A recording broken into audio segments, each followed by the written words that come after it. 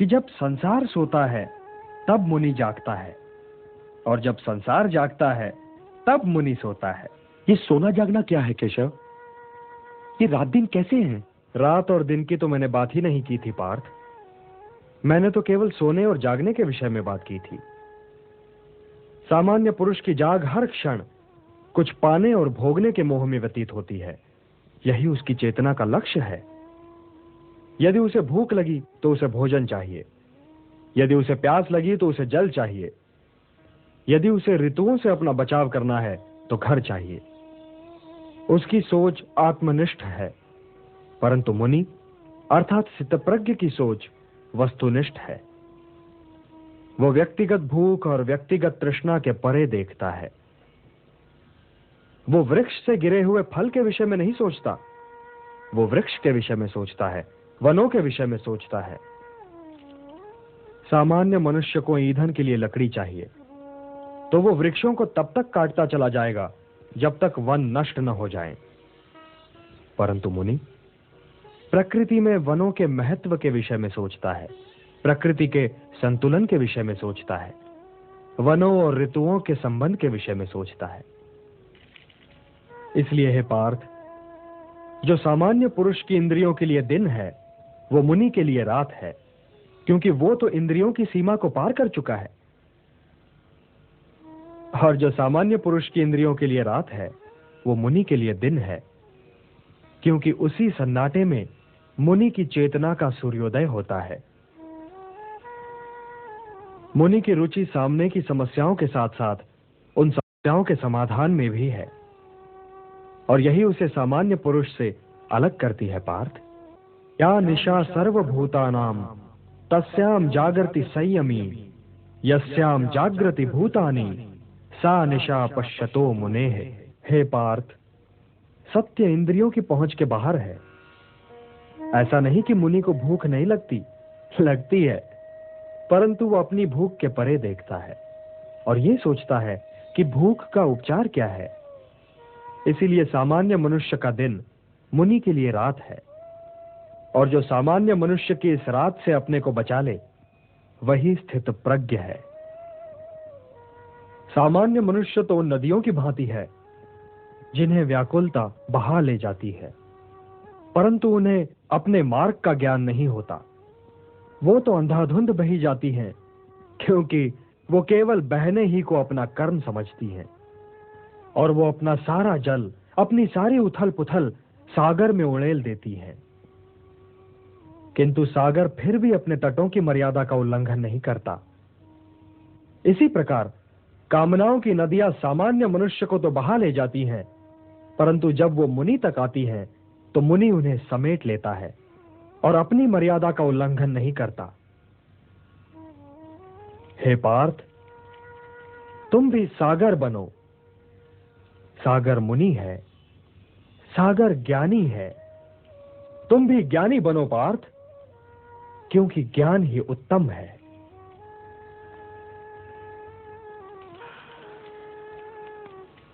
हे ऋषिकेश, हे योगेश्वर, हे ज्ञान मूर्ति, यदि ज्ञान कर्म से उत्तम है तो आप मुझे इस लोहूलुहान कर्म में क्यों लगा रहे हैं केशव? आप मुझे इस लोहूलुहान कर्म में क्यों लगा रहे हैं?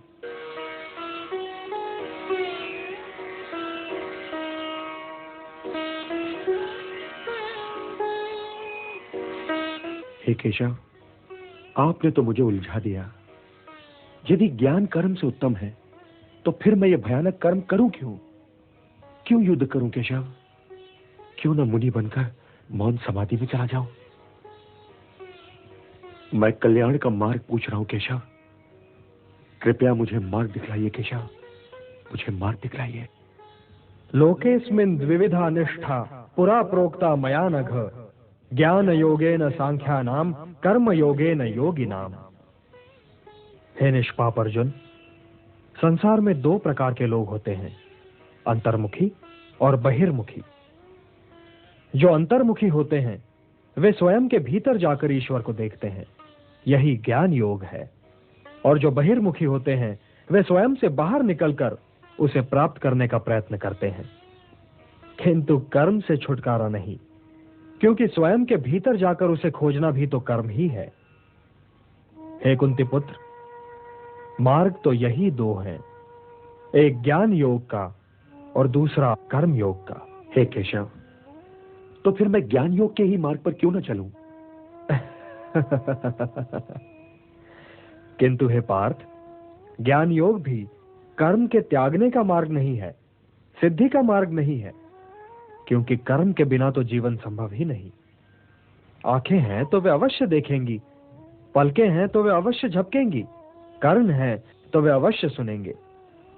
जो कर्मेंद्रियों के आड़े आए, जो उन्हें बलपूर्वक रोककर उनका दमन करके विषयों का चिंतन करे, वो योगी नहीं, वो ज्ञानी नहीं, वो तो मिथ्याचारी है।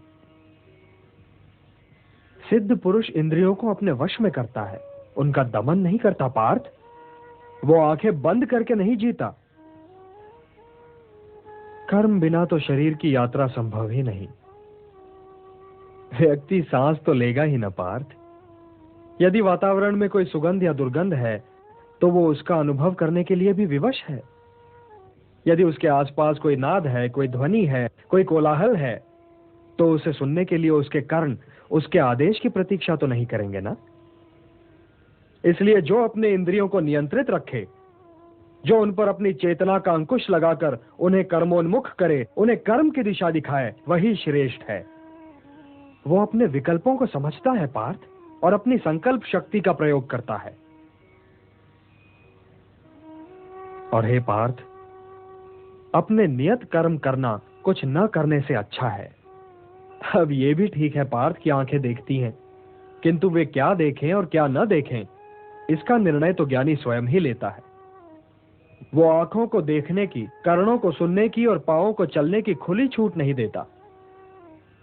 विकल्प के इसी मोड़ पर ज्ञानी और अज्ञानी के अंतर का भेद खुलता है पार्थ। इसलिए कर्म तो आवश्यक है, क्योंकि उसके बिना तो शरीर का निर्वाह संभव ही नहीं। किंतु हे पार्थ, ज्ञानी पुरुष की भांति कर्म करो, ज्ञानी पुरुष की भांति। नियतम कुरु कर्मत्वम कर्म ज्यायो ह्य कर्मणः शरीर यात्रापि चते न प्रसिद्धेत अकर्मणः। यज्ञार्थात् कर्मणोन्यत्र लोकोयम कर्म बंधनः तदर्थम कर्म कौन्तेय मुक्त संगः समाचर। हे कौन्तेय, कर्म ऐसे करो जैसे यज्ञ किया जाता है, क्योंकि कर्म ही यज्ञ है और इसका स्रोत स्वयं अविनाशी ब्रह्मा है। इसलिए कर्म का मार्ग सीधा ब्रह्मा तक जाता है। और इसीलिए जो व्यक्ति सृष्टि चक्र चलाने में योगदान नहीं करता, उसका जीवन मूल्यहीन हो जाता है। तुम इस मूल्यहीनता की ओर न जाओ पार्थ, तुम इस मूल्यहीनता की ओर न जाओ। जो व्यक्ति केवल अपनी समस्याओं के विषय में सोचता है, वो तो पापी है। इसलिए तुम इस मोह जाल से निकलकर अपने कर्तव्यों को पहचानो पार्थ, और उनका पालन करो। हे पार्थ, कर्म फल की इच्छा ही मार्ग में बाधा है। कर्म फल की इच्छा ही तो व्यक्ति के गले में बंधा हुआ वो पत्थर है जो उसे स्वयं की तहों से ऊपर उठने ही नहीं देता। यही तो व्यक्ति को समाज से काट देता है और उसे व्यक्तिगत लाभ और व्यक्तिगत हानि की दलदल में ढकेल देता है। समाज तुम में नहीं है पार्थ, तुम समाज में हो। इसलिए लोक संग्रह और लोक कल्याण ही को अपना परम कर्तव्य मानो, क्योंकि जो समाज के लिए कल्याणकारी होगा वही तुम्हारे लिए भी कल्याणकारी होगा। जो कर्म लोक संग्रह के लिए होगा पार्थ, उसी के द्वारा तुम्हें सिद्धि प्राप्त होगी। व्यक्तिगत लाभ से तो पाप की गली निकलती है, क्योंकि वो तो स्वार्थ सिद्धि के लिए व्यक्ति को भटका देता है। और हे पार्थ, ये भी न भूलो कि तुम एक महान पुरुष हो, और लोग तुम्हें दृष्टांत मानकर तुम्हारे पीछे पीछे काम और स्वार्थ के मार्ग पर चल पड़ेंगे, क्योंकि एक श्रेष्ठ व्यक्ति का आचरण तो दूसरों के लिए दृष्टांत बन ही जाता है। मुझी को लो। न मे पार्थास्ति कर्तव्यम त्रिषु लोकेषु किंचन नानवाप्तम अवाप्तव्यम वर्त एव च कर्मणि। त्रिलोक में मेरे लिए कुछ करना आवश्यक नहीं पार्थ, और त्रिलोक में ऐसा भी कुछ नहीं जिसे मैं प्राप्त करना चाहूं और प्राप्त ना कर सकूं। फिर भी मैं तुम्हारे सामने हूं, कर्म कर रहा हूं पार्थ, कर्म कर रहा हूं। ये दिखला रहा हूं, ये सिद्ध कर रहा हूं कि निष्काम कर्म के मार्ग पर चलते हुए जीवन व्यतीत करना संभव है। हे संजय, वासुदेव ने यह क्या कहा?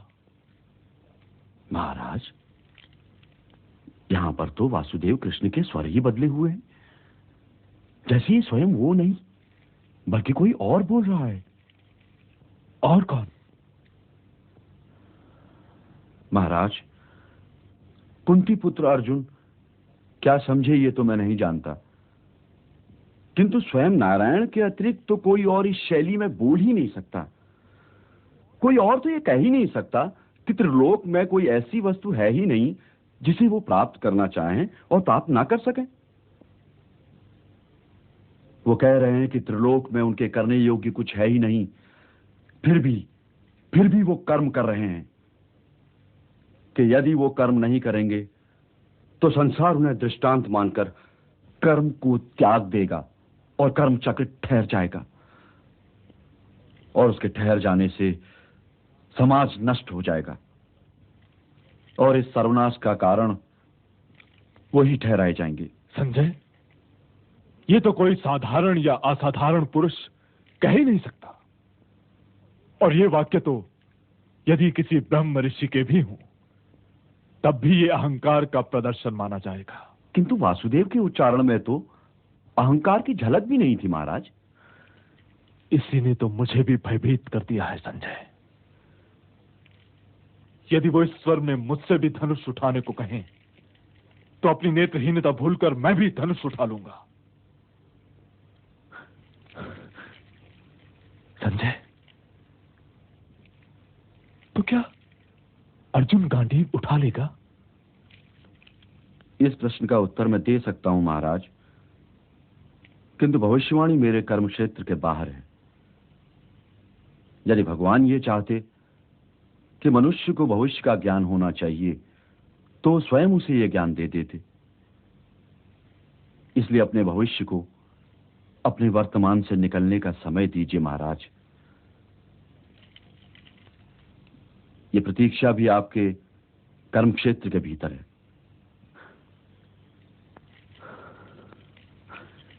कदाचित तुम ठीक ही कह रहे हो संजय,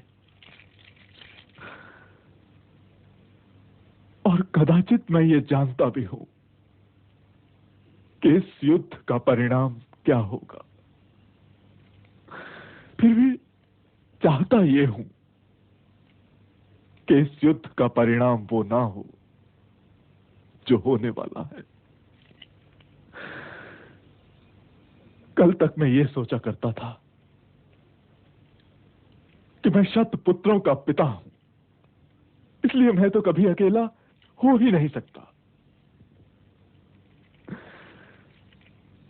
किंतु अब लगता है कि मैं अकेला होने वाला हूं संजय, अकेला होने वाला हूं।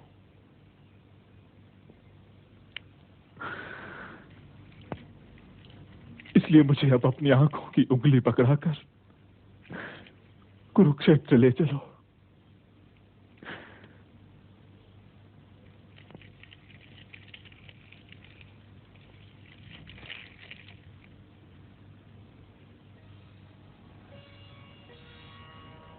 सक्ताः कर्मण्य विद्वांसो यथा कुर्वन्ति भारत, कुर्यात विद्वान तथा सक्तः चिकीर्षुर्लोक संग्रहम्। हे भारत, कर्म तो अज्ञानी भी करते हैं, परंतु केवल अपने निहित स्वार्थ की दृष्टि से। ज्ञानी का कर्म तो निस्वार्थ होता है, संसार के संतुलन को स्थिर बनाए रखने के लिए होता है, लोक कल्याण के लिए होता है। इसलिए हे पार्थ, अपने मन पर कोई बोझ न लो, अपना कर्म मुझे अर्पण कर दो और यह धर्म युद्ध करो। कर्तव्य पालन के मार्ग पर तो मृत्यु भी कल्याणकारी हो जाती है। यदि पितामह, गुरुजनों और सगे संबंधियों का तुम्हें वध भी करना पड़े तब भी तुम्हें पाप नहीं लगेगा, क्योंकि कर्तव्य पालन पाप रहित होता है पार्थ। कर्तव्य पालन पाप रहित होता है। यदि वे वीर गति को प्राप्त हुए तो उनकी मृत्यु कल्याणकारी हो जाएगी, और यदि तुम वीर गति को प्राप्त हुए तो तुम्हारी मृत्यु भी। इसलिए हे पार्थ, युद्ध करो, क्योंकि धर्म का मार्ग पाप का मार्ग नहीं हो सकता। पाप की बात निकल आई है तो यह बताइए केशव कि कभी कभी मनुष्य पाप करने के लिए इतना विवश क्यों हो जाता है? उसे कौन विवश करता है? उसे विवश करती है उसकी वासना, उसे विवश करता है उसका निहित स्वार्थ, उससे पाप करवाता है उसका क्रोध, उसका मोह। इन शत्रुओं को पहचानो पार्थ। जैसे धुआं अग्नि को ढक देता है, या धूल दर्पण को, या झिल्ली गर्भ को, वैसे ही ज्ञान को ढक देते हैं काम, मोह और वासना। आवृतम ज्ञानमेतेन ज्ञानिनो नित्य वैरिणा काम रूपेण कौन्तेय दुष्पूरेण नलेन च। काम और मोह की अग्नि ज्ञान को नष्ट कर देती है और इसीलिए ज्ञानी की वैरी है। हे कौन्तेय, अग्नि को स्वच्छ बनाओ, दर्पण को परिशुद्ध करो और अपनी इंद्रियों को सौम्य बनाकर ज्ञान और विवेक के नाशकों का वध करो। इंद्रियाणि पराण्याहुः इंद्रियेभ्यः परम मनः मनसस्तु परा बुद्धिः यो बुद्धेः परतस्तु सः। हे पार्थ, जड़ पदार्थ से इंद्रियां श्रेष्ठ हैं और इंद्रियों से श्रेष्ठ है मन, मन से श्रेष्ठतर है बुद्धि और बुद्धि से भी श्रेष्ठ है आत्मा। तो आत्मा की चिंता करो पार्थ, आत्मा की चिंता करो और देह, इंद्रियों, मन और बुद्धि से ऊपर उठने का प्रयत्न करो। हे पार्थ, तुम तो मेरे भक्त भी हो और मेरे मित्र भी, इसलिए मैं तुम्हें वो योग बताने जा रहा हूं जो बहुत समय से लुप्त है, परंतु सृष्टि के आरंभ में इसे मैंने ही सूर्य को दिया था और सूर्य से ये मनु को मिला और मनु से इक्ष्वाकु तक पहुंचा। सूर्य को दिया था? आपने ये योग सूर्य को दिया था? परंतु हे केशव, आपने आधुनिक काल में जन्म लिया है और सूर्य देव प्राचीन है, तो मैं ये कैसे मान लूं कि सृष्टि के आरंभ में ही आपने ये योग सूर्यदेव को दिया होगा? बोलिए केशव। बहूनि मे व्यतीतानि जन्मानि तव चार्जुन तान्यहं वेद सर्वाणि न त्वं वेत्थ परंतप। हाँ पार्थ, मेरे और तुम्हारे बहुत से जन्म हो चुके हैं, मुझे वो सारे जन्म याद हैं, परंतु तुम्हें याद नहीं है। हे परंतप, वैसे तो मैं अजन्मा हूं, अविनाशी हूं और समस्त प्राणियों का स्वामी हूं, परंतु मैं अपनी प्रकृति को अधीन करके अपनी ही योग माया से प्रकट होता रहता हूं। यदा यदा हि धर्मस्य ग्लानिर्भवति भारत अभ्युत्थानम् अधर्मस्य तदात्मानं सृजाम्यहम् परित्राणाय साधूनां विनाशाय च दुष्कृतां धर्म संस्थापनार्थाय संभवामि युगे युगे। हाँ पार्थ, मैं प्रकट होता हूं, मैं आता हूं। जब जब धर्म की हानि होती है तब तब मैं आता हूं, जब जब अधर्म बढ़ता है तब तब मैं आता हूं। सज्जन लोगों की रक्षा के लिए मैं आता हूं, दुष्टों का विनाश करने के लिए मैं आता हूं, धर्म की स्थापना के लिए मैं आता हूं और युग युग में जन्म लेता हूं। किंतु हे केशव, धर्म की हानि होती ही क्यों है? धर्म की हानि इसलिए होती है पार्थ कि मनुष्य मोह के बंधन को नहीं तोड़ पाता, कि वो अपने स्वयं से नाता तोड़कर समाज से नाता नहीं जोड़ पाता। हे पार्थ, यदि ऐसा न हुआ होता तो लाक्षागृह दुर्घटना न हुई होती, द्रौपदी वस्त्रहरण न हुआ होता और कौरव और पांडव सेनाएं यूं आज एक दूसरे के सामने नहीं खड़ी होती। तो क्या द्रौपदी वस्त्रहरण पर मुझे क्रोध नहीं आना चाहिए था केशव? यह निर्णय तो स्वयं तुम्हें लेना है पार्थ, किंतु द्रौपदी वस्त्रहरण केवल तुम्हारी व्यक्तिगत समस्या नहीं है पार्थ। जो समाज इंद्रप्रस्थ की पटरानी महाराज द्रुपद की पुत्री और पांडवों की पत्नी द्रौपदी के वस्त्रहरण पर चुप रह गया, वो समाज भला किसी साधारण नारी के मान सम्मान की क्या रक्षा करेगा? द्रौपदी वस्त्रहरण एक सामाजिक समस्या है पार्थ, एक सामाजिक समस्या है, और यह तुम्हारा कर्तव्य है कि तुम उन शक्तियों को नष्ट करने के लिए युद्ध करो जो किसी द्रौपदी का वस्त्रहरण कर सकती हैं। ये शक्तियां समाज की शत्रु हैं पार्थ, और जो महापुरुष इस युद्ध में उन शक्तियों के पक्ष में हैं, उनके पक्ष में युद्ध करने आए हैं, उनसे युद्ध करने में भी संकोच न करो। अपने व्यक्तिगत क्रोध और व्यक्तिगत मोह के बंधनों से मुक्त होकर लोक कल्याण के लिए युद्ध करो पार्थ, यही तुम्हारा परम कर्तव्य है। मुझे देखो पार्थ, इस समाज और उसके वर्णों को गुणों और कर्मों के आधार पर स्वयं मैंने रच तो दिया, परंतु इस समाज रचना का फल मैंने कभी नहीं चाहा। इसीलिए कर्ता होते हुए भी मैं अकर्ता हूं, और जो इस रहस्य को समझे पार्थ, वो कभी अपने कर्मों में लिप्त नहीं होगा। न माम कर्माणि लिम्पन्ति न मे कर्म फले स्पृहा इति माम यो भी जानाति कर्म भी न सबध्यते। मुझे कर्म फल की इच्छा नहीं है, जब ही तो कर्म मुझे दूषित नहीं कर पाते। तुम भी निष्काम कर्म करो पार्थ, और अपने कर्म पर अपने निहित स्वार्थ की छाया न पड़ने दो। हे भारत, कर्म, अकर्म और विकर्म के अंतर को समझो। और कर्म, अकर्म और विकर्म में क्या अंतर है केशव? कर्म तो कर्म है ही, किंतु जो कर्म कर्म फल की आशा से मुक्त होकर किया जाए वो अकर्म है, और जो कर्म व्यक्ति और समाज के हित में न हो वो विकर्म है, निषिद्ध है। कर्म अकर्म से श्रेष्ठ है, कर्ता अकर्ता से श्रेष्ठ है।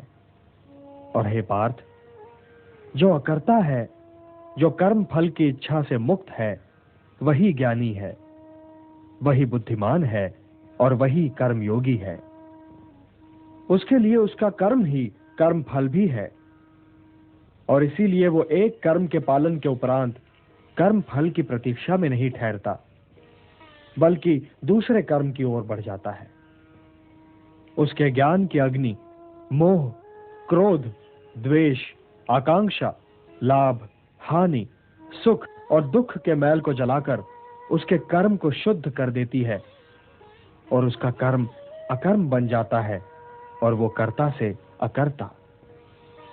और ये अकर्ता, ये ज्ञानी जीवन के आवश्यक साधन जुटाने के अतिरिक्त अपने लिए और कुछ नहीं करता। उसके शेष कर्म समाज कल्याण के लिए होते हैं। यह मनुष्य कर्म करते हुए भी पाप से दूषित नहीं होता। उसका जीवन तो स्वयं ही समाज के लिए कल्याणकारी हो जाता है। हे निष्पाप अर्जुन, ऐसे ही व्यक्ति का जीवन यज्ञ है। तुम भी अपने जीवन को यज्ञ बना लो, और उसके हवन कुंड में अपने कर्म फल की इच्छा, मोह और क्रोध को आहुतियों की भांति जला डालो। और यज्ञ क्या है केशव? अलग अलग लोग यज्ञ की परिभाषा भी अलग अलग करते हैं पार्थ। कुछ लोगों के लिए यज्ञ ब्रह्म का स्वरूप है, उनके लिए सब कुछ ब्रह्म है। कुछ लोग देवताओं को प्रसन्न करने के लिए यज्ञ करते हैं, तो उनके लिए पूजा ही यज्ञ है। कुछ साधक आत्मा को परमात्मा से मिलाने की साधना को यज्ञ कहते हैं। इन्हीं यज्ञों की भांति इनमें दी जाने वाली आहुतियां भी अलग अलग प्रकार की हैं। कोई धन की आहुति देता है तो कोई कर्म की, किंतु वास्तव में यज्ञ 4 प्रकार के हैं। पहला द्रव्य यज्ञ है। इसमें अर्जित द्रव्य और धन को समाज कल्याण के कार्यों में लगाया जाता है, अर्थात ये लोक सेवा यज्ञ है। दूसरा तपो यज्ञ है। जब कोई अपने कर्म को अपनी तपस्या बना लेता है तो उसका जीवन तपो यज्ञ बन जाता है। हे पार्थ, अपने धर्म का पालन भी यज्ञ है, किंतु ये धर्म सांप्रदायिक नहीं, सनातन है। ये व्यक्ति और समाज दोनों ही के लिए कल्याणकारी है। तीसरा यज्ञ योग यज्ञ है। इसमें अष्टांग योग की साधना की जाती है और इसमें लोग ध्यान और समाधि का मार्ग अवलंब करते हैं। प्राणों का प्राणों में हवन किया जाता है। चौथा यज्ञ है ज्ञान यज्ञ। यूं तो पार्थ चारों ही यज्ञ महत्वपूर्ण हैं, परंतु श्रेष्ठतम है ज्ञान यज्ञ, क्योंकि ज्ञान ही तो अच्छे और बुरे में अंतर करता है और अपनी अग्नि में तपाकर कर्म को शुद्ध करता है और शुभ बनाता है। ज्ञान ही तो कर्म के उत्कर्ष का चरम बिंदु है और ज्ञान ही तो तुम्हें मोह बंधनों से मुक्त कराएगा पार्थ। हे पार्थ, पाप के सागर को केवल ज्ञान की नौका ही पार कर सकती है।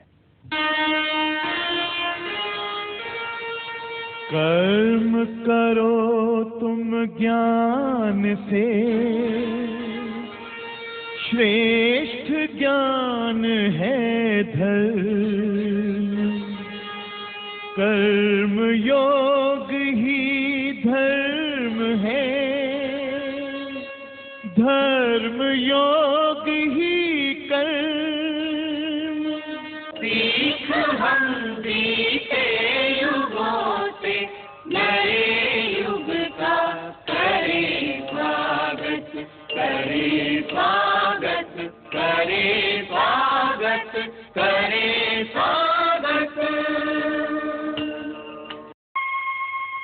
श्री कृष्ण ने अर्जुन से कहा, और हे मानव, मैं तुझसे कह रहा हूं कि संसार तेरी कर्मभूमि है और तू अपने कर्मों ही के मानदंड से नापा जाएगा। इसलिए तू कर्मों से भागने का जतन न कर, क्योंकि तेरा निष्काम कर्म ही तेरा कर्तव्य है और तेरा कर्तव्य ही तेरा धर्म है।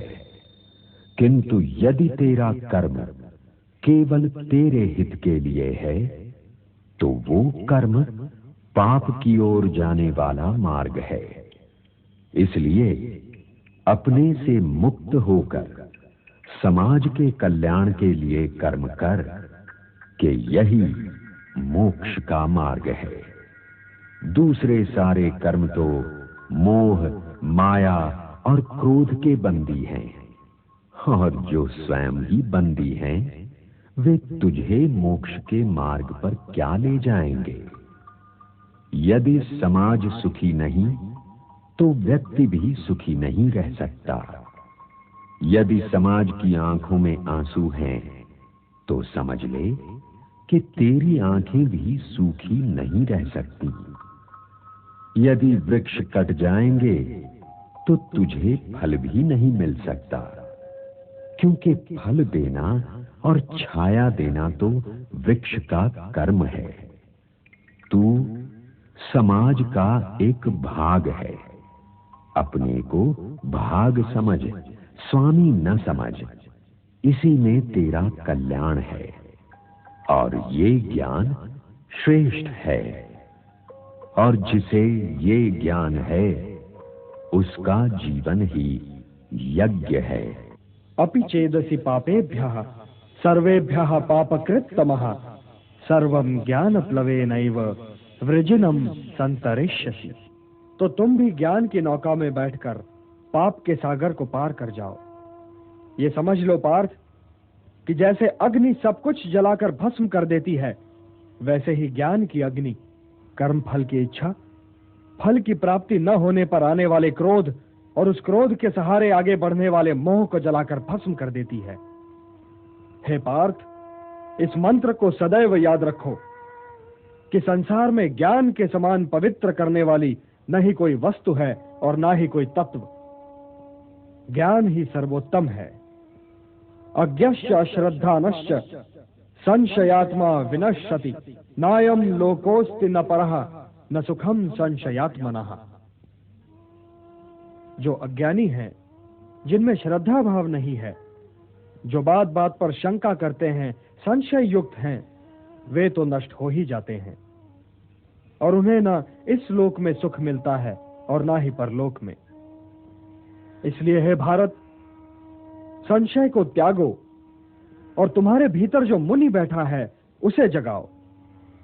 ज्ञान योगी बनो पार्थ, ज्ञान योगी बनो और समझ लो कि ज्ञान की चरम सीमा ही कर्म संन्यास है।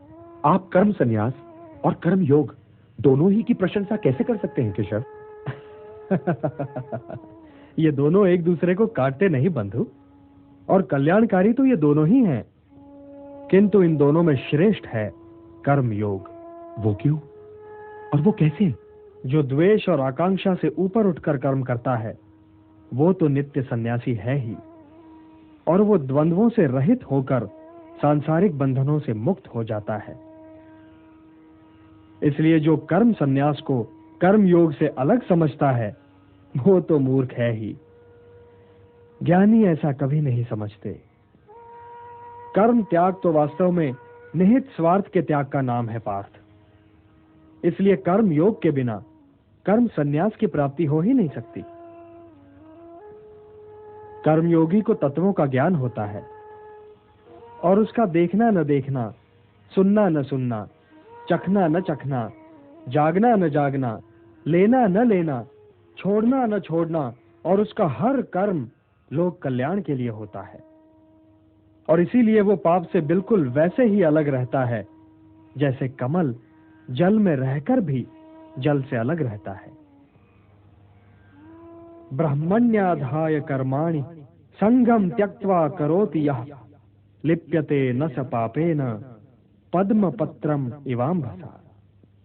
हे धनंजय, कर्मयोगी कर्म फल को त्याग कर परम शक्ति को प्राप्त होता है और 9 द्वारों वाले शरीर रूपी घर में सुखी रहता है। शरीर में ये 9 द्वार कहां से आ गए? महाराज, वासुदेव कृष्ण 2 आंखों, 2 कर्णों, 2 नथुनों, 1 मुंह और उत्सर्जन तथा प्रजनन की एक इंद्रिय की बात कर रहे हैं। उनके कहने का तात्पर्य यह है कि केवल निष्काम कर्म करने वाले ही का आत्मा उसके शरीर में सुखी रह सकता है, क्योंकि आत्मा मोह के धुंधले वातावरण में सुखी नहीं रह सकता। इस ओर तो कभी ध्यान गया ही नहीं था संजय। यदि मनुष्य ने सोचना छोड़ न दिया होता महाराज, तो वासुदेव कृष्ण को बताने की आवश्यकता ही क्यों होती? 9 द्वार वाले इस घर से अब आगे चलो संजय।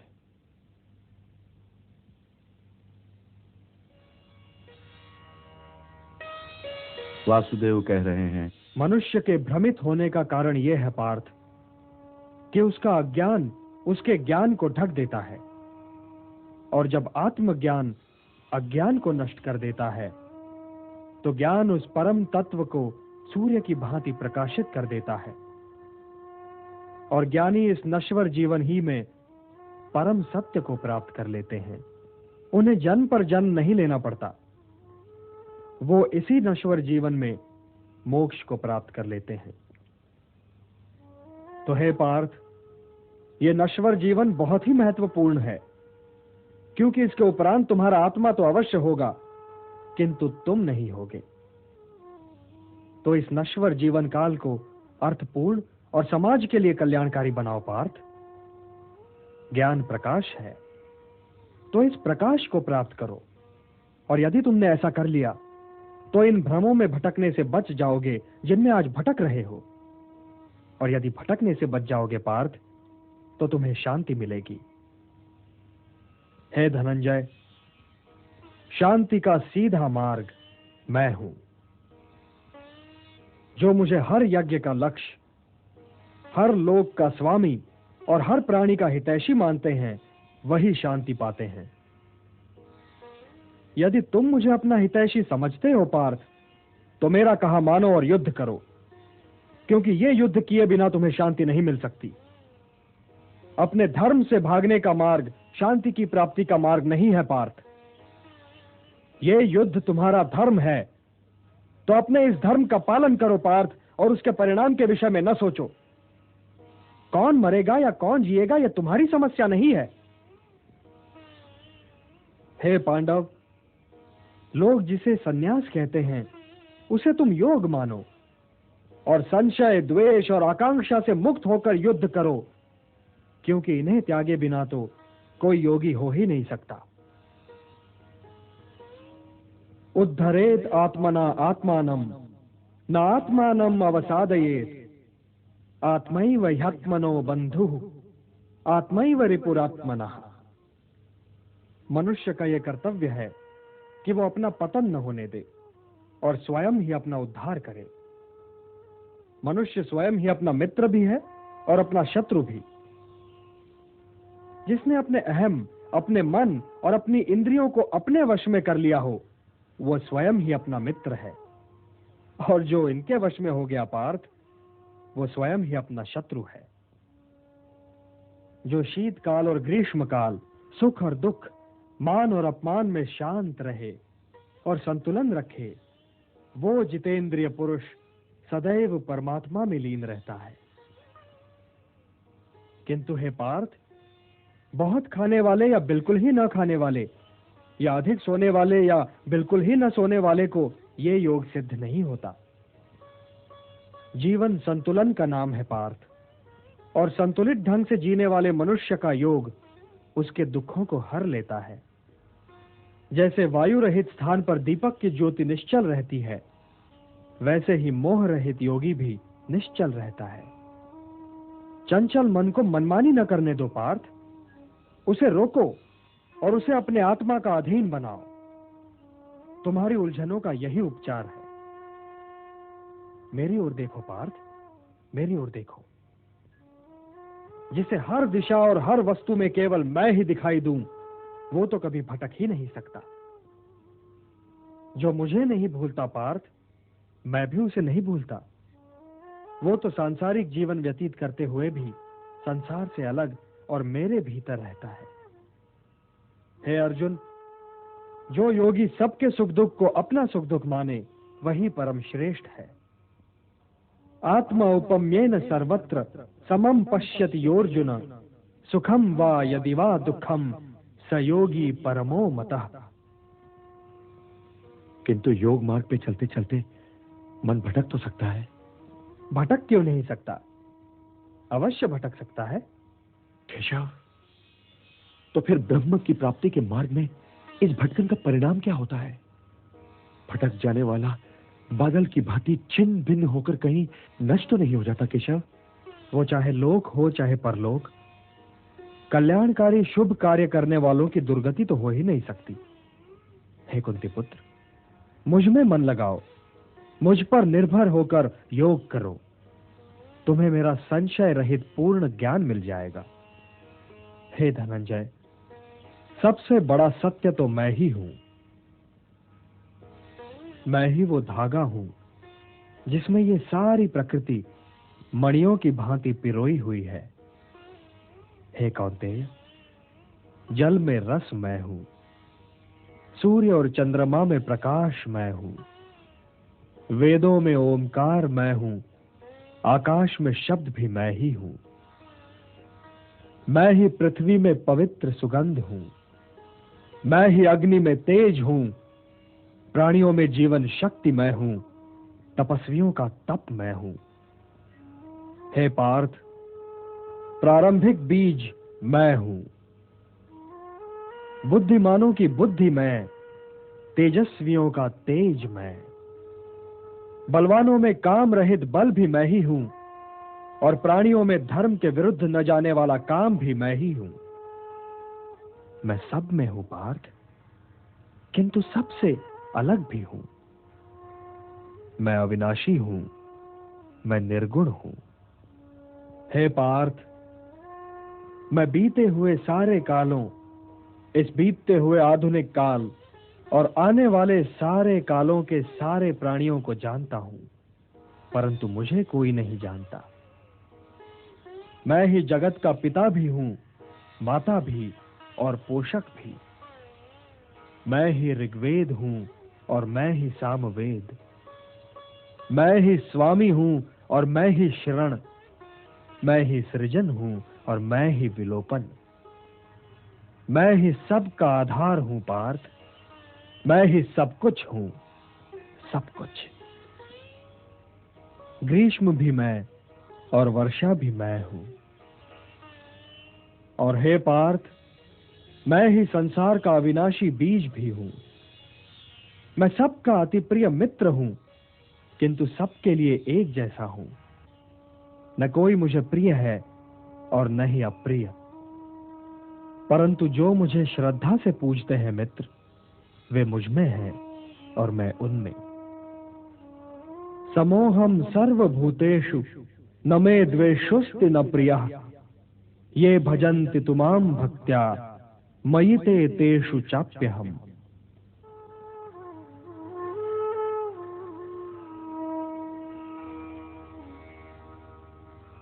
हे कृष्ण, आप परम ब्रह्म हैं, परम शोधक हैं, आप शाश्वत हैं, दिव्य तत्वज्ञ हैं, आप ईश्वर हैं, आप अजन्मा हैं। हे गिरिधर, केवल आप ही को आपका ज्ञान है। तो हे योगेश्वर, हे ज्ञान मूर्ति, मैं आपको जानूं कैसे, आपको पहचानूं कैसे? कृपया विस्तार से मुझे बताइए, कृपया विस्तार से मुझे बताइए माधव। हे गुरु श्रेष्ठ, मेरे विस्तार का तो कोई अंत ही नहीं है। फिर भी सुनो, मैं प्राणियों के हृदय में स्थित आत्मा हूं। अहम आत्मा गुणाकेश सर्वभूताशय स्थितः। अहम आदिश्च मध्यञ्च भूतानाम अंत एव च। हे गुणाकेश, मैं ही आरंभ भी हूं, मध्य भी और अंतिम का अंतिम छोर भी। मैं आदित्यों में विष्णु हूं, मरुतों में मरीचि, ज्योतियों में सूर्य और नक्षत्रों में चंद्र हूं। वेदानाम सामवेदोस्मि, देवानामस्मि वासवः, इंद्रियाणाम मनश्चास्मि, भूतानामस्मि चेतना। मैं वेदों में सामवेद हूं, देवों में इंद्र हूं, इंद्रियों में मन हूं और प्राणियों में चेतना हूं। मैं रुद्रों में शंकर हूं, यक्षों और राक्षसों में कुबेर हूं, वसुओं में अग्नि हूं और पर्वतों में सुमेरु हूं। पुरोहितों में मैं बृहस्पति हूं, सेनापतियों में कार्तिकेय और जलाशयों में महासागर। महर्षियों में मैं भृगु हूं, वाणी में ओमकार, यज्ञों में जय यज्ञ और अरिगों में हिमालय हूं। मैं वृक्षों में पीपल हूं और देव ऋषियों में नारद हूं। मैं गंधर्वों में चित्ररथ हूं और सिद्धों में कपिल मुनि। हे महारथी, मैं अश्वों में अमृत से उत्पन्न होने वाला उच्चैःश्रवा हूं। मैं गजों में ऐरावत हूं और मनुष्यों में नरपति। मैं शस्त्रों में वज्र, धेनुओं में कामधेनु, जनकों में कामदेव और नागों में शेष नाग हूं। प्रह्लादश्चास्मि दैत्यानाम कालः कलयतामहम्। मृगाणाम च मृगेन्द्रोहम वैनतेयश्च पक्षिणाम। मैं दैत्यों में प्रह्लाद हूं, गणकों में काल हूं, वनचरों में सिंह हूं और पक्षियों में विष्णु वाहन गरुड़ हूं। और हे धनुर्धर, मैं शस्त्रधारियों में राम हूं, अक्षरों में अकार हूं। मैं कभी न समाप्त होने वाला समय हूं। मैं चहुमुखी सृष्टा हूं पार्थ। मैं ही मृत्यु हूं पार्थ, और मैं ही उन सब का आरंभ हूं जो आने वाले कालों में जन्म लेने वाले हैं और अभी तक जिनके आरंभ का आरंभ ही नहीं हुआ है।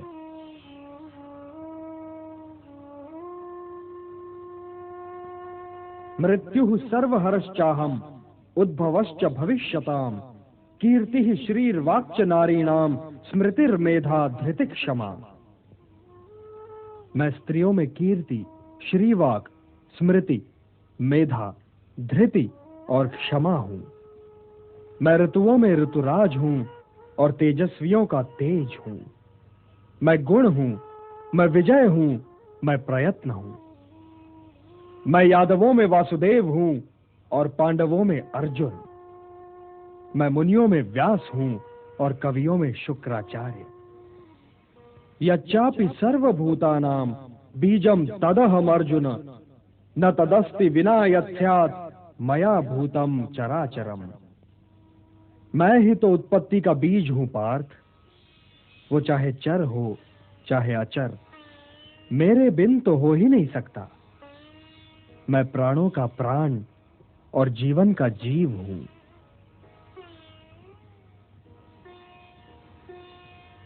हे कमल नयन, मेरी आंखें खुल चुकी हैं, दुविधा और आशंका के बादल छट चुके हैं।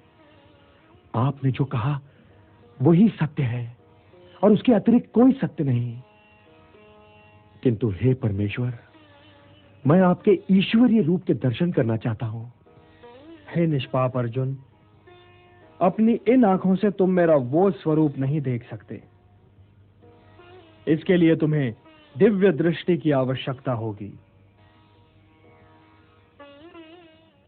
न तु माम शक्यसे द्रष्टुम अनेनैव स्वचक्षुषा, दिव्यम ददामि ते चक्षुः पश्य मे योगमैश्वरम्।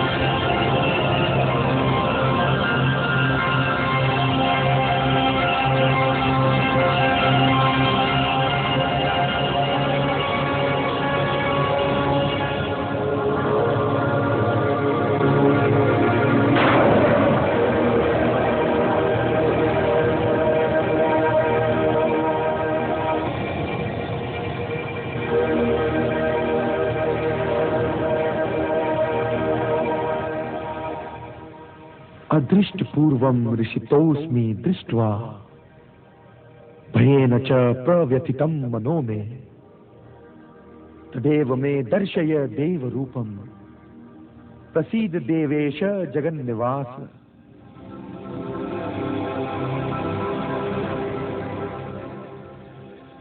हे नाथ, पहले ना देखे हुए आपके इस अद्भुत विराट रूप के दर्शन से मैं हर्षित हो रहा हूं, किंतु मेरा चित्त भय से व्याकुल हो रहा है। इसलिए हे देवेश, हे जगन्निवास, मुझ पर प्रसन्न होकर अपने उसी दिव्य मनुज रूप को फिर से प्रकट कीजिए।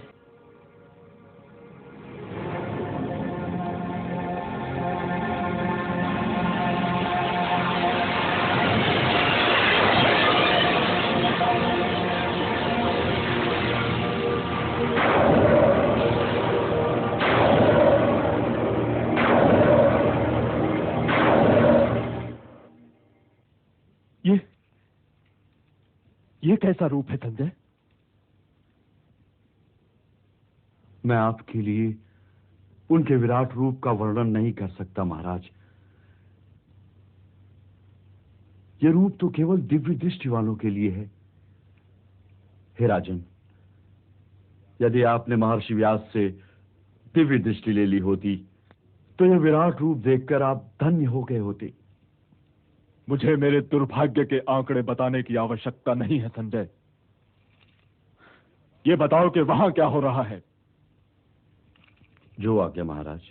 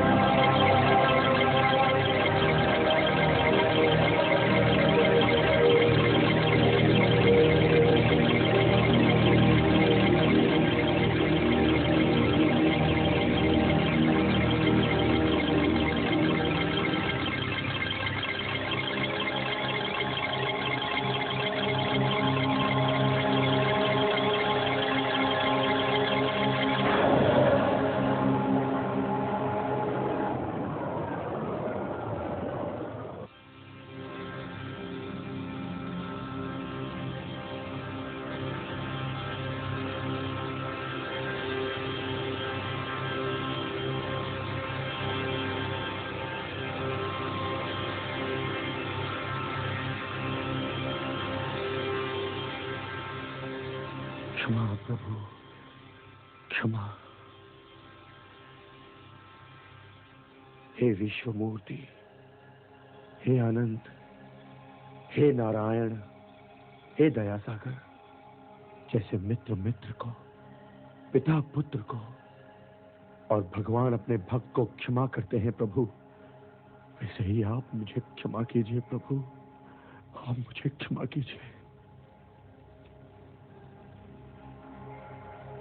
हे कुंती नंदन, मित्र और मित्र, पिता और पुत्र, भगवान और भक्त के बीच क्षमा का तो स्थान ही नहीं है। इन संबंधों का आधार है स्नेह, श्रद्धा और भक्ति। मय्या वेश्य मनो ये माम नित्य युक्ता उपासते श्रद्धया परयोपेताः ते में युक्त तमा मताः। जो मेरा भक्त है, जो मुझी में ध्यान भी लगाता है और मन भी, जो सदैव मुझी में लीन रहता है और जो पूरी श्रद्धा के साथ मेरी उपासना करता है, वही उत्तम योगी है।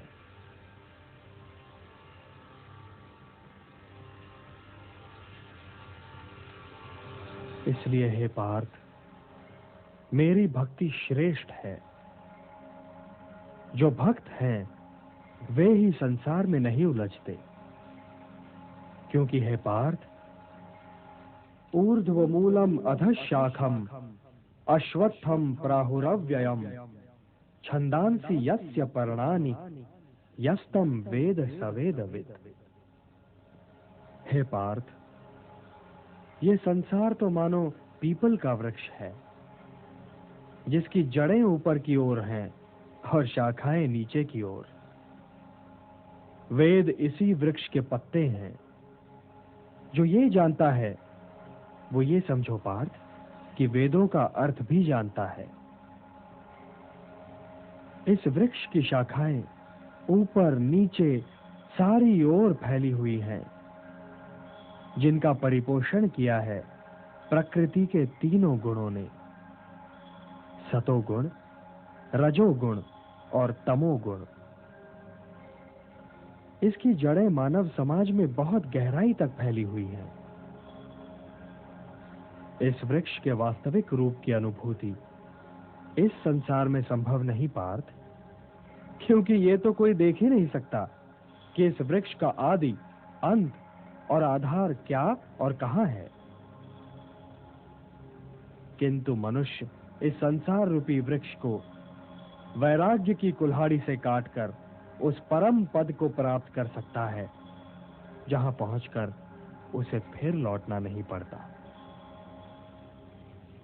और हे पार्थ, वैराग्य निहित स्वार्थ के त्याग का नाम है। इसलिए सोचना हो तो केवल मेरे विषय में सोचो, पूजना हो तो केवल मुझे पूजो, अपने आप को मुझे अर्पण कर दो सर्वश्रेष्ठ धनुर्धर। मेरी शरण में आ जाओ, मैं तुम्हें पाप रहित कर दूंगा। मन मना भव मद्भक्तो मद्याजी माम नमस्कुरु, मामे वैश्यसि सत्यम ते प्रतिजाने प्रियोसि मे। सर्वधर्मान् परित्यज्य मामेकं शरणं व्रज, अहम त्वा सर्व पापेभ्यो मोक्षयिष्यामि मा शुचः। मुझी में मन लगाओ पार्थ, मेरे भक्त हो जाओ और मुझे नमस्कार करो। यदि तुम ऐसा करोगे तो मैं प्रतिज्ञा करता हूं कि तुम संपूर्ण रूप से मुझे प्राप्त कर लोगे। सारे धर्मों को त्यागो पार्थ और मेरी शरण में आ जाओ।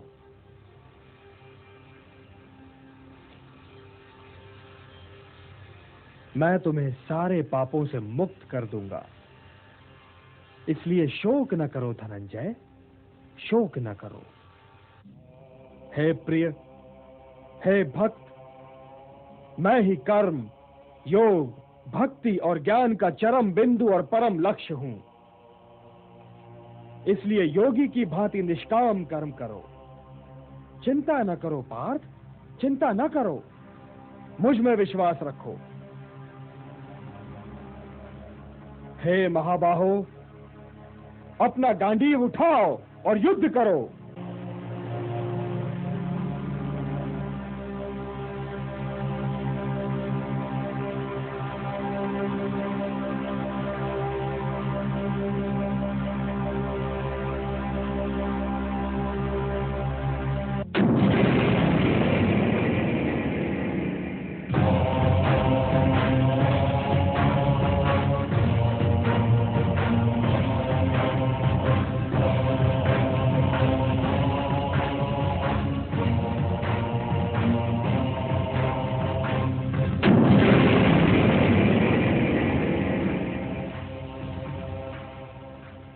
कुंती पुत्र अर्जुन ने गांडीव उठा लिया महाराज।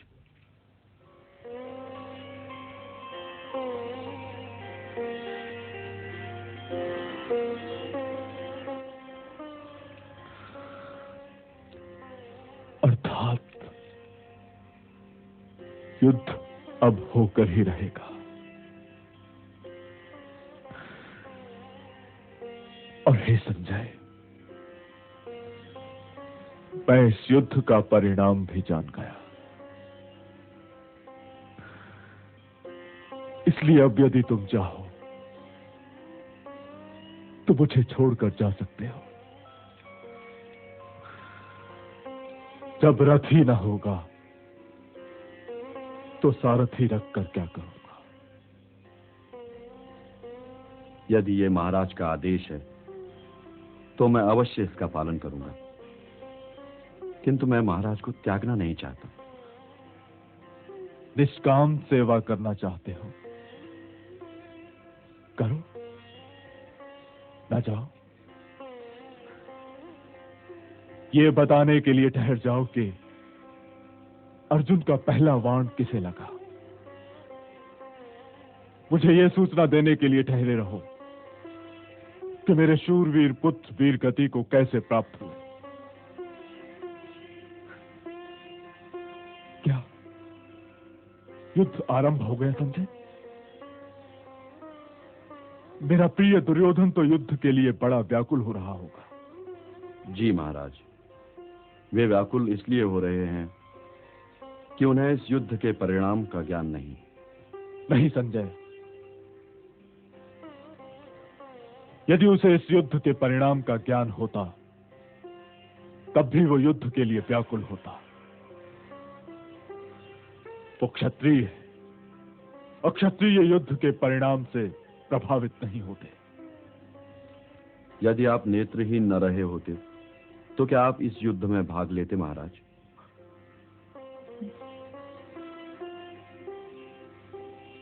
तुम्हें यह निर्दयी प्रश्न नहीं करना चाहिए था संजय। मेरा प्रिय दुर्योधन मेरी ही महत्वाकांक्षा के वृक्ष का फल है, किंतु मैं कदाचित ये युद्ध ना होने देता,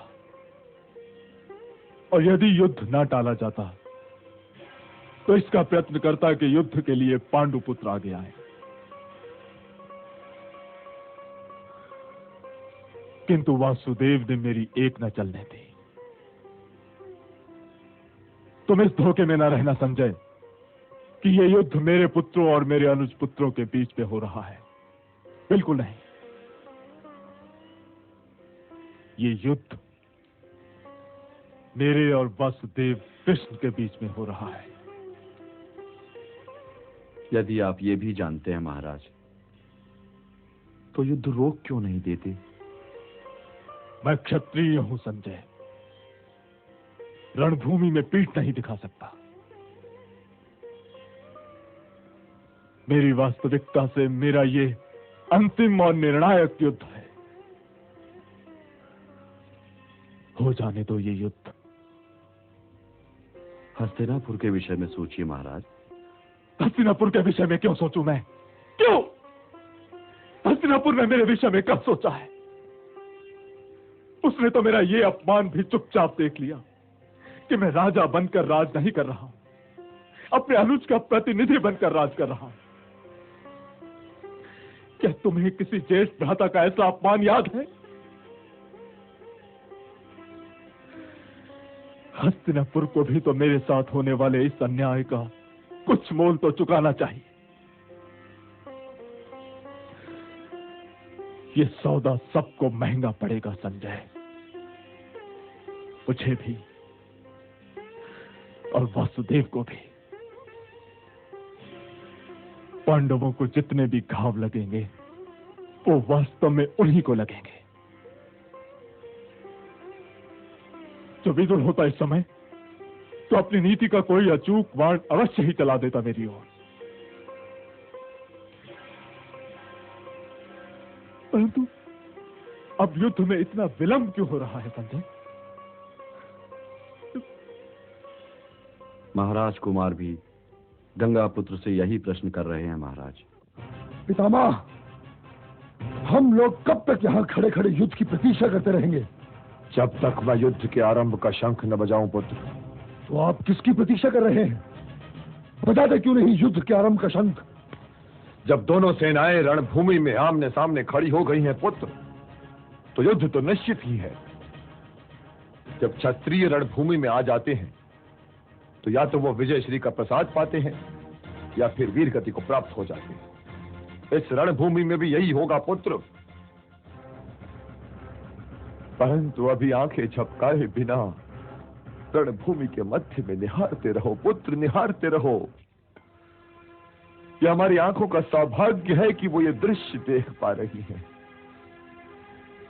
कृष्ण जैसा सारथी और अर्जुन जैसा महारथी, ये हमारे कर्णों का दुर्भाग्य है पुत्र कि हमें उस वार्तालाप का एक शब्द भी सुनाई नहीं दे रहा। हे पुत्र, यदि पवन का एक झोंका मुझे उस वार्तालाप का एक शब्द भी लाकर सुना दे, तो मैं उसे अपने सारे शुभ कर्मों का फल दे दूं। मुझे आज पहली बार अपने गंगा पुत्र भीष्म होने का दुख हो रहा है। मेरा जी चाह रहा है कि मैं विधाता से पूछूं कि हे विधाता, मैं गंगा पुत्र भीष्म क्यों हूं? मैं कुंती पुत्र अर्जुन क्यों नहीं हूं? अरे पितामह, ये ग्वाला तो अर्जुन से केवल यही कह रहा होगा कि इस युद्ध से बचने का कोई उपाय सोचो, क्योंकि आपके ध्वज तले जो सेना है उसके सामने इनकी सेना भला क्या टिकेगी। और वासुदेव कोई मूर्ख थोड़ा ही है जो मृत्यु और आत्महत्या का अंतर नहीं जानता। और पितामह, इस ग्वाले ने मेरे साथ भोजन ना करके मेरा जो अपमान किया था, मैं उसे भूला नहीं हूं। ये लीजिए पितामह, इन्होंने अपना रथ अपने शिविर की ओर मोड़ लिया है। अब तो बजाइए युद्ध का शंख। मैं किसी की प्रतीक्षा कर रहा हूं पुत्र। प्रतीक्षा? किसकी प्रतीक्षा? ये समझ लो कि मैं अपनी प्रतीक्षा कर रहा हूं। ये न भूलो पुत्र कि ये युद्ध मेरे लिए युद्ध कम और धर्म संकट अधिक है। इसलिए मुझे युद्ध के आरंभ के मुहूर्त की प्रतीक्षा करने दो। आपने शुभ मुहूर्त क्यों नहीं कहा पितामह? मैं जहां खड़ा हूं पुत्र, वहां से इस युद्ध का शुभ मुहूर्त दिखाई नहीं दे रहा। महायुद्ध आगे खड़ा, काल बढ़ाए हाथ, भीष्म विवश हो दे रहे, दुर्योधन का साथ। सीख हम बीते युगों से, नए युग का करे स्वागत, करे स्वागत, करे स्वागत, करे स्वागत। इस महायुद्ध में इसका कोई महत्व नहीं कि किसका लहू कितना बहेगा, क्योंकि ये धर्म और अधर्म, प्रकाश और अंधकार, सत्य और असत्य के बीच होने वाला निर्णायक युद्ध है। इसीलिए इस युद्ध में सत्य और प्रकाश और धर्म का दायित्व भी बढ़ जाता है। और इसीलिए ये युद्ध साधारण युद्धों की भांति आरंभ नहीं हो सकता। इस युद्ध के आरंभ से पहले इतिहास एक ऐसा दृश्य देखेगा जो उसने आज तक नहीं देखा। तो स्थिति ये है कि गीतोपदेश के उपरांत अर्जुन का रथ अपनी सेना की ओर लौट चुका है और भीष्म पितामह किसी की प्रतीक्षा कर रहे हैं।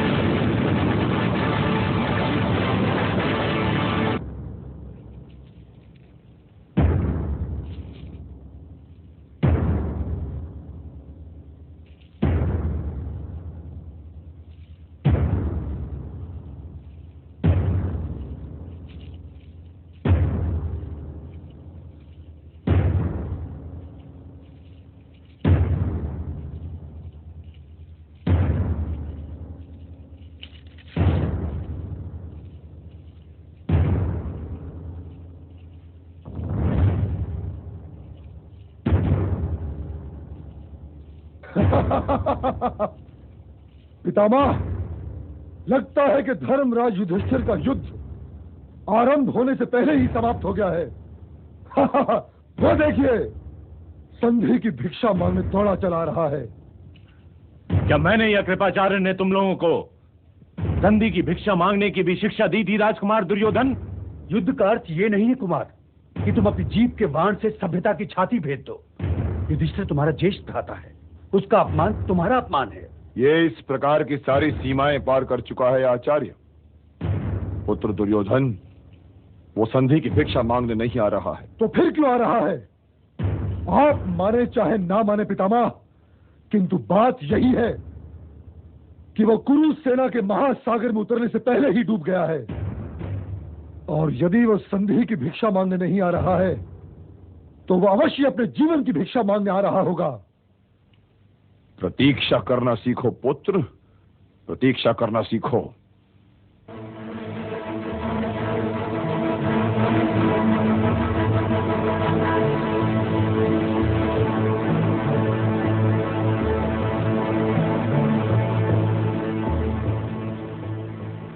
प्रणाम पितामह।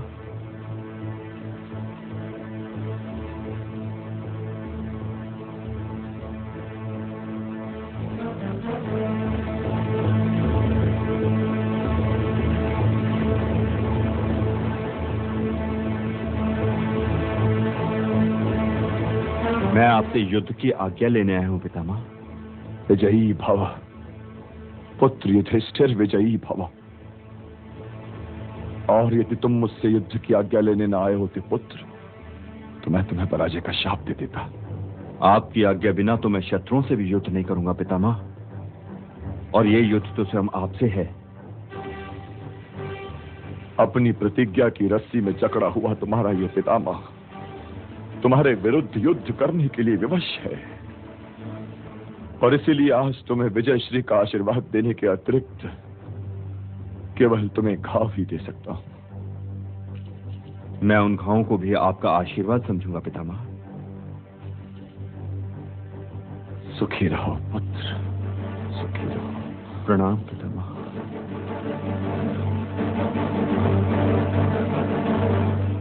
प्रणाम गुरुवर। आयुष्मान भव।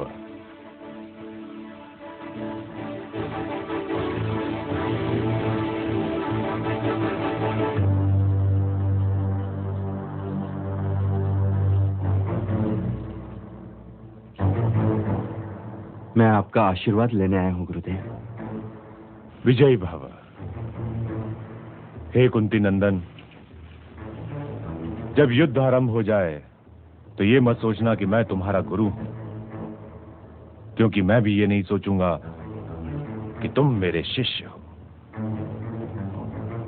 क्योंकि युद्ध गुरु और शिष्य के बीच नहीं होता, युद्ध सदैव प्रतिद्वंदियों के बीच होता है। एक अंतिम पाठ रह गया है, आज वो भी पढ़ा देता हूं। वो योद्धा योद्धा नहीं है जो अपने शस्त्र बेच देता है। एक मृतक है, एक चाकर है, एक स्वार्थी है।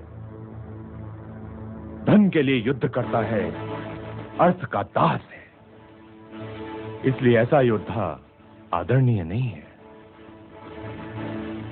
हे कुंती नंदन, युद्ध में अपना पराया कोई नहीं होता। इस रणभूमि में हम प्रतिद्वंद्वी हैं, इसलिए मुझसे युद्ध करना तुम्हारा कर्तव्य है। और मैं आशा करता हूं कि तुम पांचों भाई भी अपने इस गुरु की शिक्षा का अपमान नहीं होने दोगे। और अर्जुन से कह देना, यदि मेरी छाती को वेधने वाले बाण मुझे उसके बाण ना लगे तो मैं उसकी गुरु दक्षिणा लौटा दूंगा। प्रणाम गुरुदेव।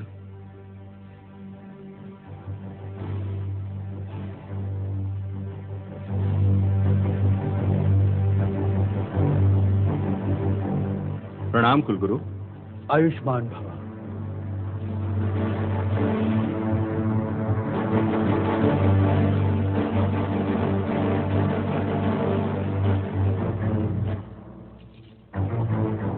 विजयी भव। क्या तुम्हारे पास शिक्षा के लिए थोड़ा सा समय है ज्येष्ठ पांडुपुत्र? ये तो मेरा सौभाग्य होगा कुलगुरु। तो हे ज्येष्ठ पांडुपुत्र, ये अंतिम पाठ है। मनुष्य को अर्थ और धन का अधीन नहीं होना चाहिए। क्या मुझे आपसे युद्ध करने की आज्ञा है कुलगुरु? ये युद्ध तुम्हारा धर्म है कुंती नंदन। प्रणाम।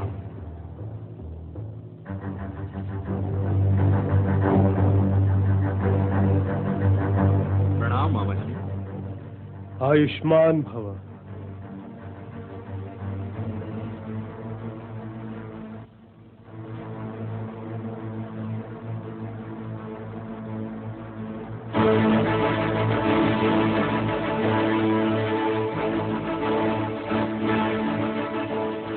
मेरे सारे अस्त्र शस्त्र तो दुर्योधन के लिए हैं, परंतु मेरे सारे आशीर्वाद तुम्हारे लिए हैं, केवल तुम्हारे लिए। प्रणाम मामा जी। विजयी भव पुत्र, विजयी भव।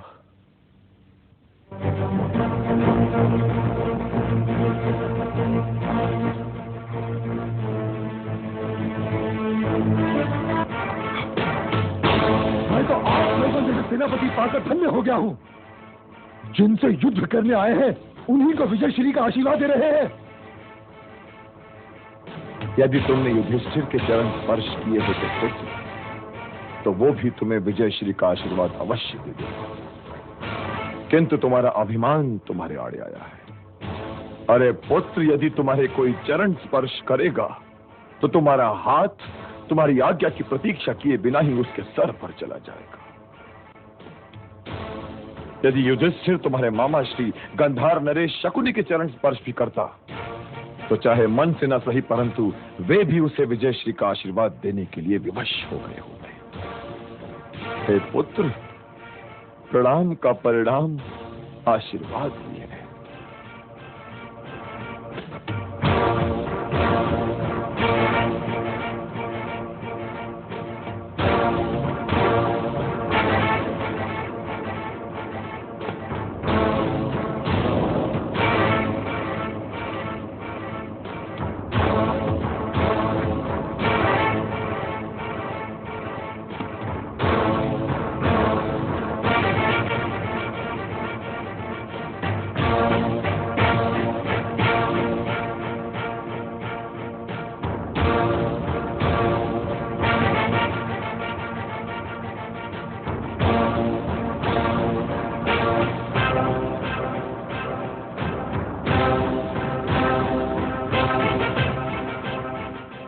हे पवन देव, बीच रणभूमि में खड़े इस ज्येष्ठ पांडुपुत्र की ध्वनि इस रणभूमि में एकत्रित सारे रथियों, महारथियों और अतिरथियों के अतिरिक्त सारे सैनिकों तक पहुंचाने की कृपा कीजिए। मेरा नाद जहां तक पहुंच रहा है, वे सारे योद्धा और सैनिक सुने कि यह कुरुक्षेत्र एक धर्म क्षेत्र है और यहां एक धर्म युद्ध आरंभ होने ही वाला है। इसलिए मेरी सेना में यदि कोई ऐसा हो जो यह समझता हो कि धर्म हमारे प्रतिद्वंदियों के साथ है, तो निष्ठाएं बदलने का यही समय है। वे लोग हमें छोड़कर अनुज दुर्योधन की ओर जा सकते हैं, और यदि अनुज दुर्योधन की सेना में कोई ऐसा हो जो यह समझता हो कि धर्म हमारे साथ है, तो मैं उसे अपने शिविर में आमंत्रित करता हूं। इससे पहले कि पितामह गंगापुत्र भीष्म युद्ध का शंख फूंके, जिसे आना हो वो आ जाए और जिसे जाना हो वो चला जाए।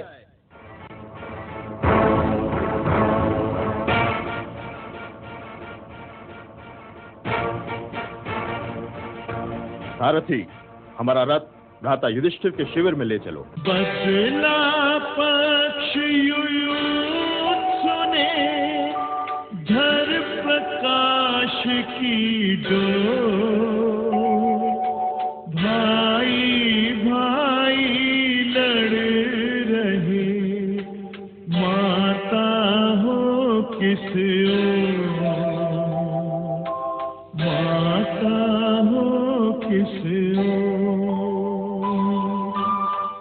मेरे शिविर में तुम्हारा स्वागत है। देख लिया पितामह, सौतेला सौतेला ही होता है। ये ना भूलो गांधारी नंदन कि 2 सौतेले भाई उधर भी हैं। वे दोनों ही ये सुनकर कि मैं तुम्हारे पक्ष में युद्ध करने वाला हूं, मेरा वध करने के लिए खड़े हो गए थे। मद्र नरेश ठीक कह रहे हैं वत्स। और फिर यह कि इस धर्म युद्ध में हर योद्धा को धर्म के प्रति अपना व्यक्तिगत निर्णय लेने का अधिकार है। यदि धर्म उस शिविर में है पितामह, तो फिर आप यहां क्या कर रहे हैं? कहा ना ये व्यक्तिगत निर्णय लेने की घड़ी है पुत्र, क्योंकि धर्म का संबंध सेना से नहीं सेनानी से होता है, व्यक्ति से होता है। तो आपके कहने का तात्पर्य यह है पितामह कि धर्म केवल युधिष्ठिर के ही शिविर में है?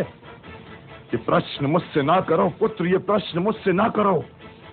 ये प्रश्न करो अपने आप से, ये प्रश्न करो अपनी अंतरात्मा से, अपनी आंखों से अपने अभिमान और अपनी महत्वाकांक्षा की पट्टी हटाकर देखो पुत्र, तो तुम्हें तुम्हारी आंखें दिखला देंगी कि धर्म किस शिविर में है। हाँ।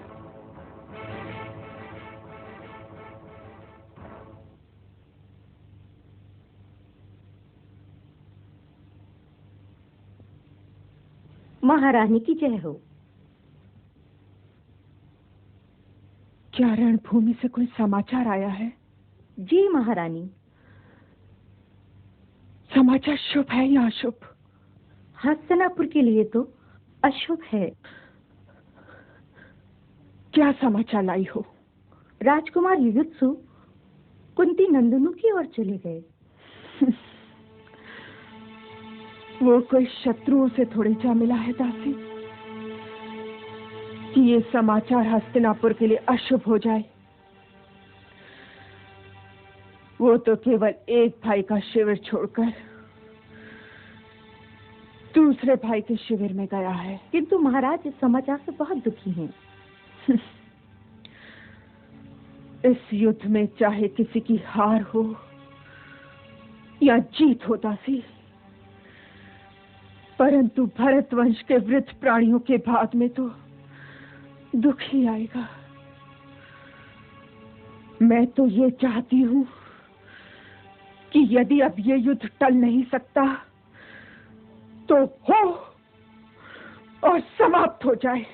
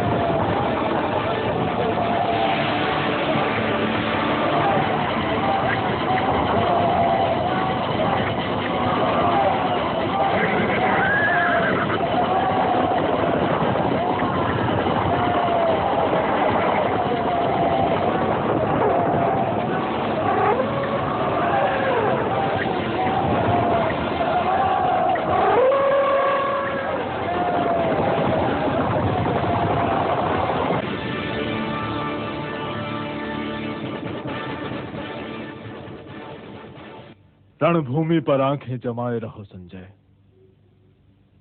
मेरे लिए ये जानना आवश्यक है कि पहल किसने की, पहला बाण किसने चलाया। अभी युद्ध आरंभ नहीं हुआ महाराज, सेनाएं आगे बढ़ रही हैं। परंतु जैसे ही पहला बाण चले मुझे तुरंत बताना संजय। मैं युद्ध के परिणाम से नहीं डरता, किंतु इतिहास से अवश्य डरता हूं। मैं ये नहीं चाहता कि इतिहास ये कहे कि मेरी सेनाओं ने अनुज पुत्रों के विरोध में युद्ध आरंभ किया है। आप इतिहास की जीभ कहां कहां पकड़ेंगे महाराज? ये कथा बहुत लंबी है। इतिहास के पास आपसे करने के लिए कई असुविधाजनक प्रश्न हैं और उनसे कतराना संभव नहीं है महाराज। लाक्षागृह, देश का विभाजन, द्यूत क्रीड़ा, कुल वधू का वस्त्र हरण, फिर आपका दूध बनकर तो मैं ही गया था महाराज। आप किस किस बात को नकारेंगे? मुझे मेरा इतिहास ना बताओ संजय, वो तो मुझे याद है। ये सारे आरोप तो मैं भ्राता शकुनी और अंगराज कर्ण की ओर सरका सकता हूं, किंतु इस युद्ध के मेरी ओर से आरंभ होने का कोई औचित्य नहीं है। इसलिए रणभूमि पर आंखें जमाए रहो।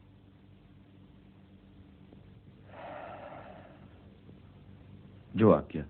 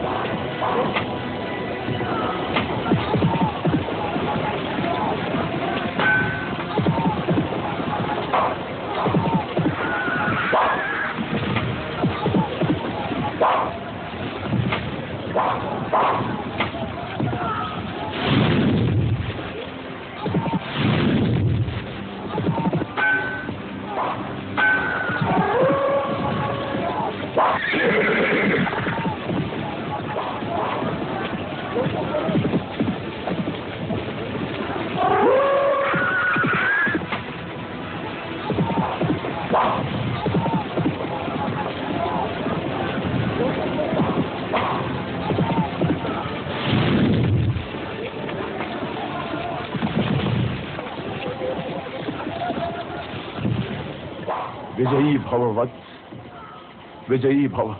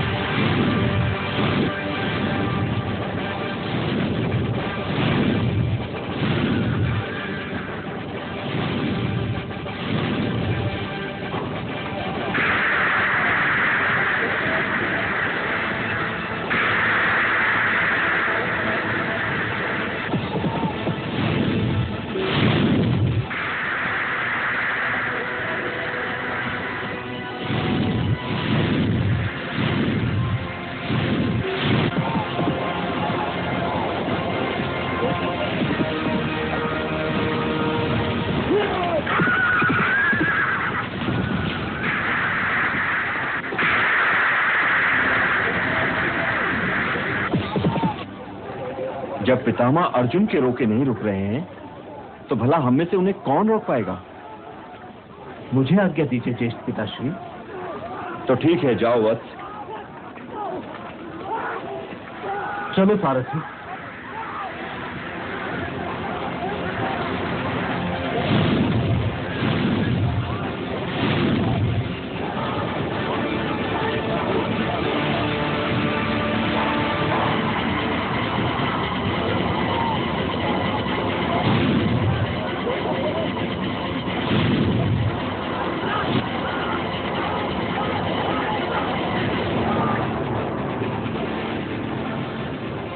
अपना परिचय दो बालक। मैं वासुदेव कृष्ण का शिष्य और गंगा पुत्र भीष्म के पौत्र अर्जुन का पुत्र अभिमन्यु हूं। ये वीर गति को प्राप्त होने की आयु नहीं है आयुष्मान। वीर गति को प्राप्त होने की कोई आयु नहीं होती पितामह, और यदि होती हो तो मैं कदाचित अभी उस आयु तक नहीं पहुंचा हूं। किंतु आप तो उस आयु की सीमा को पार कर चुके हैं पितामह, और फिर यह तो किसी भी योद्धा के लिए बड़े सौभाग्य का अवसर है कि उसे अपने जीवन का पहला युद्ध आपसे करना पड़े। इसलिए मुझे आज्ञा के साथ साथ आशीर्वाद भी दीजिए पितामह। हे विधाता, तू किस किस को मेरा प्रतिद्वंदी बना रहा है? सावधान वत्स, सावधान।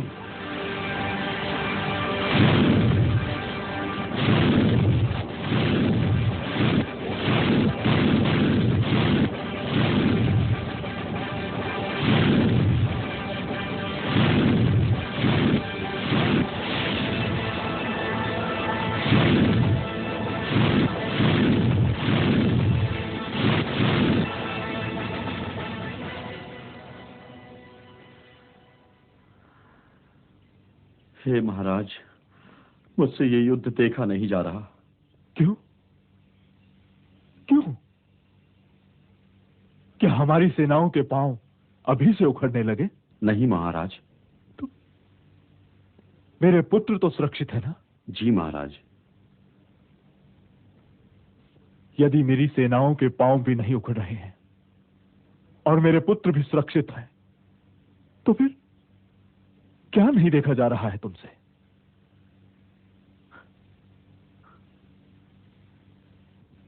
ताश्री तो वीर गति को प्राप्त नहीं हो गए? नहीं महाराज, वे कैसी वीर गति को प्राप्त होंगे? उनके पास तो इच्छा मृत्यु का वरदान है। जब तक वे हस्तिनापुर को चहुं ओर से सुरक्षित नहीं देख लेंगे, तब तक तो वे प्राण त्याग ही नहीं सकते। किंतु हे महाराज, वहां अर्जुन पुत्र अभिमन्यु पितामह से युद्ध कर रहा है। जिन हाथों को पितामह के चरणों की ओर जाना चाहिए था, वे ही धनुष पकड़े हुए हैं, और जिन हाथों को आशीर्वाद के लिए उठना चाहिए था, वे ही वाण चला रहे हैं। भरतवंश के सारे वृद्ध, सारे तरुण और सारे बालक घायल हैं, किंतु लहू तो भरतवंश ही का बह रहा है न महाराज। शूरवीरों का लहू तो बहने ही के लिए होता है संजय। वीरों के लिए घाव तो पारितोषिक की भांति होते हैं। जैसे जैसे घाव बढ़ते जाते हैं, वैसे ही वैसे उत्साह भी बढ़ता जाता है। कुरुक्षेत्र की दिशा में देखते रहो और मुझे मेरे पुत्रों का समाचार देते रहो। मेरे पुत्र दुशासन की सुनाओ, क्योंकि मेरे कान में कुंती पुत्र भीम की प्रतिज्ञा अभी तक गूंज रही है। जो आज्ञा।